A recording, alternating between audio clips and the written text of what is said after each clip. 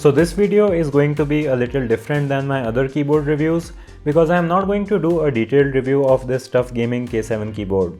But there is really something about this keyboard that has stood out to me when compared to all other keyboards which I have used, which have had Cherry MX switches or other switches that have felt very similar to them. So this video is kind of going to be more focused on the key switches and less on the keyboard itself. So just for a quick look at the keyboard, it looks like any other high-end keyboard. You have a metal plate on which switches are inserted. It feels nice and strong. It's kind of a minimalist design and everything is pretty logical as you would expect from ASUS. There is RGB lights on it along with its software, but you can control the lighting, switch profiles and even record macros directly without using the software, which is pretty great. This is actually very similar to the ROG Strix keyboard that I reviewed, and the RGB effects, software and lot of the features are pretty much identical, so I don't want to talk too much about that, and if you want to check that out, you can click on the card to watch that video. You also get this really nice wrist rest with it that actually works and attaches magnetically. I really like this a lot, but that's not the reason why this has been on my desk for 3 months instead of my HyperX keyboard, which I added custom PBT keycaps to. And the actual reason that I think people should really focus on this keyboard is that it has some really nice and unique key switches that are better than Cherry MX switches in many areas. So we have optical mechanical switches on this keyboard, and I think that these are made by Bloody, as it says LK on the key switches, and they are one of the few manufacturers that make these optical switches. Now the version on this keyboard might be a little different than what they have on their own keyboards, as I also watched a Linus Tech Tips video on these switches, but they had a different experience with the key switches made by the same brand. But these switches are really good. They are linear like the red switches, and they must also have other tactile and clicky variants that I haven't tried. I really thought that Cherry MX was as great as you could get with key switches, but the experience of using this key switch is really great, and it feels superior in many areas. So first of all, these feel way more stable than Cherry MX Red. Going to the Cherry MX Red keyboard makes those switches feel a little wobbly in comparison, and the optical switches feel like they are going down in a more linear way in comparison to Cherry, which feels like it has more play between its stem and the switch enclosure.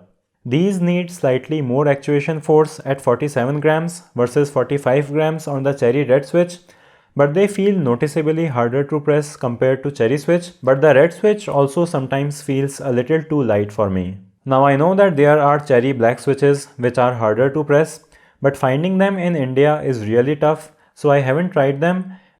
So I find myself making less errors on this keyboard because it's harder to accidentally press the neighboring keys.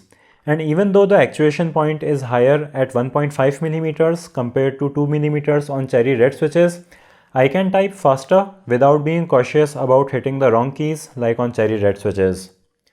The optical switches also work by blocking a beam of laser when they go down, so there is no metal to metal contact, and I have read plenty of issues on the video I made about fixing chattering on mechanical keyboards, and it is a problem that people face with most of the brands using traditional mechanical key switch, including Logitech's Romer G switches. So optical switches shouldn't face chattering issues, which should make them last much longer.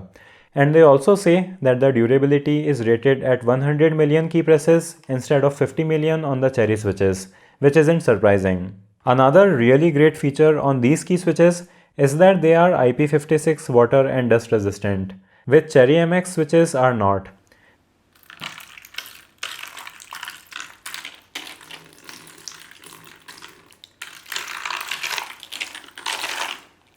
Which is a really big feature as we generally only see water resistance on membrane or mechanical switches, so this could make the non-water resistant switches a deal breaker for you if you are a person who could make the keyboard wet. But these switches do need to be pressed harder, and it almost feels like that I need to lift my fingers and then hit the keys if I want to type fast instead of a more touch typing experience that I have on the Cherry Red switches.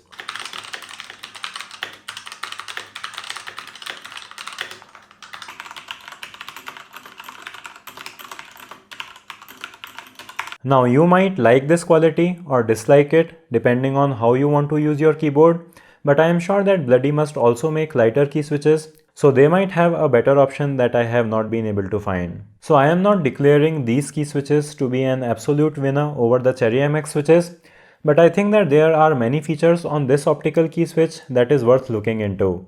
And it would be great to see something like this on more keyboards.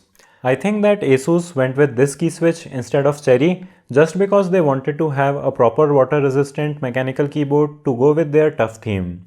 But this key switch or its variants will be really great to see on more keyboards and not just because of the water resistance. This keyboard costs around $100 in US, which is a really great price for everything that you have on this keyboard, but I am not sure if this is easily available in India, but if I can find links to it, I'll add them in the video description, so make sure that you check those out. So that was it for this video. Give it a thumbs up if you liked it, subscribe to channel with bell icon so you don't miss out on future videos, and let me know what you think about these key switches in the comment section below and if you have experience with key switches like this one. So thanks for watching and I'll see you in the next one.